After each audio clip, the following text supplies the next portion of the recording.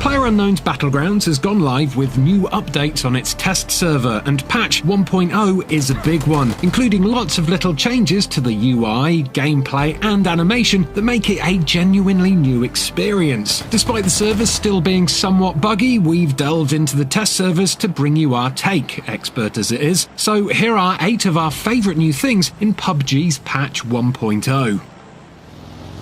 Now, we know that when you think of an update to an exciting game like PUBG, the first thing you think about isn't font. Actually, font wouldn't even be the third or fourth thing you'd think about. But honestly, the change in font for patch 1.0 really does make a difference. It's not just that feeds have been shuffled around on screen or that certain things have been made bigger, it's just everything looks so much more professional now. Less like a modded game and more like something cohesive and considered and, well, expensive that stands on its own 2 feet. It almost makes us believe that there won't be bugs and crashes every 5 seconds. As if. But such is the power of a good font. Look at it all there. Ah, lovely. In what many players will think of as the most exciting change to patch 1.0, PUBG has added 2 new weapons, the DP28 and the AUG A3. The DP28 you can find out in the wilderness, and in fact, we found it in pretty much the first house we looted in our very first run on the test servers. Its distinctive round magazine makes it very easy to spot, taking 7.62mm ammo. You can attach sights and a 4x scope, and it has a low firing rate, but a long, effective firing range with high damage. At least that's what it says in the patch notes, because we didn't actually get a chance to test it before this happened. Cruel. The AUG A3, on the other hand, can be obtained from care packages. It sort of replaces the Kar 98K, which will no longer be available in care packages from 1.0 onwards. The AUG is described as a bullpup assault rifle using a 5.56mm 30-round magazine, before attachments, with a high muzzle velocity, high rate of fire, and low vertical recoil. Sounds lovely, though of course you'll have to fight off every other player in the immediate vicinity if you actually want to own one. Good luck with that.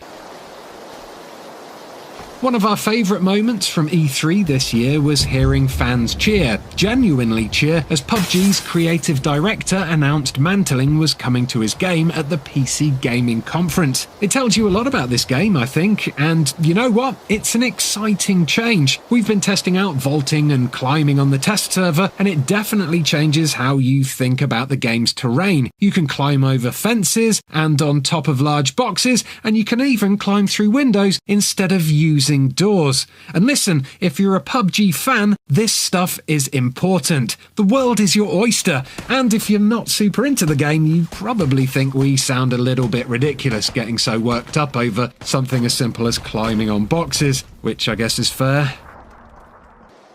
How many times have you been running along in PUBG, minding your own business, only to get insta-killed by a headshot out of nowhere? Well, finally, with this update, it'll be possible to watch a kill cam and figure out who shot you and from where. I mean, it won't make you feel a lot better about what just happened, but maybe it'll provide a useful learning experience for us all. Yeah, maybe. Anyway, in the test server right now, kill cams can be activated via the game's settings. The feature seems to be turned off by default, and you can then watch them through the results screen after you've been robbed of your chicken dinner. It's worth knowing, by the way, that if you're playing with either duos or squads, that you can only check the kill cam after all your team members have been killed.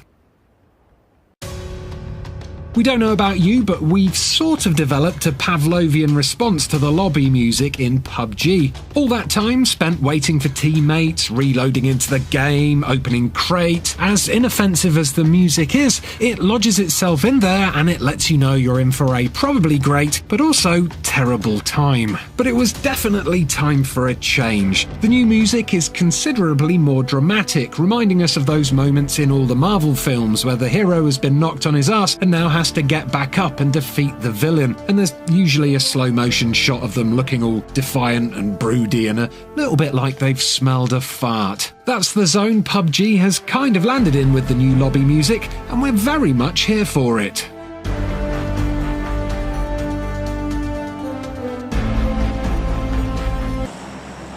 Changing up a map screen wouldn't be such a big deal in other games, but in something like PUBG, where you spend a very large portion of your time staring at and laying down markers on a big chunk of green and grey, it's quite refreshing to have a bit of a change of pace. The maps have been slightly altered to add just a little bit of extra detail and to make roads and other things of interest a touch more distinguishable at a glance. Like so many other cosmetic improvements on patch 1.0, it doesn't sound like that much until you're actually there in the game, and then they all add up to what feels like a much slicker, more streamlined experience. If you can make Team Eurogamer feel more proficient at staying alive, you know you're doing something right. So Team Eurogamer has spent enough time playing PUBG by now that we're pretty much prepared for any situation.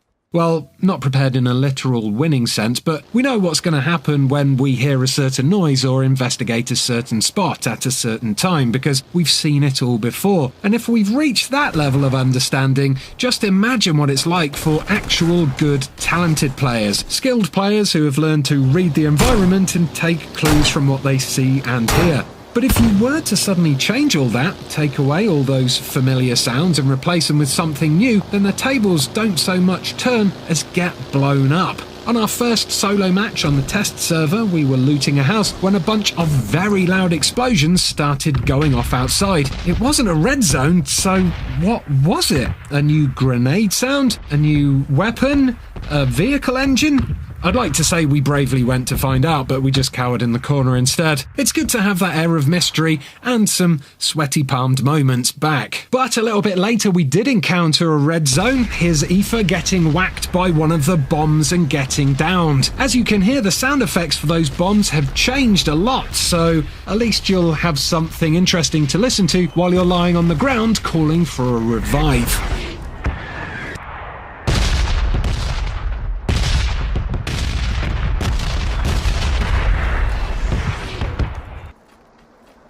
So those are just some of the changes that we're excited about, but the patch notes are long and this is all still on the test server, so very much open to change. Is there anything in particular that you're excited about seeing in Erangel? Let us know in the comments, and do subscribe for more from Eurogamer, including our weekly silliness in PUBG, which you can catch live every Tuesday. Thanks for watching.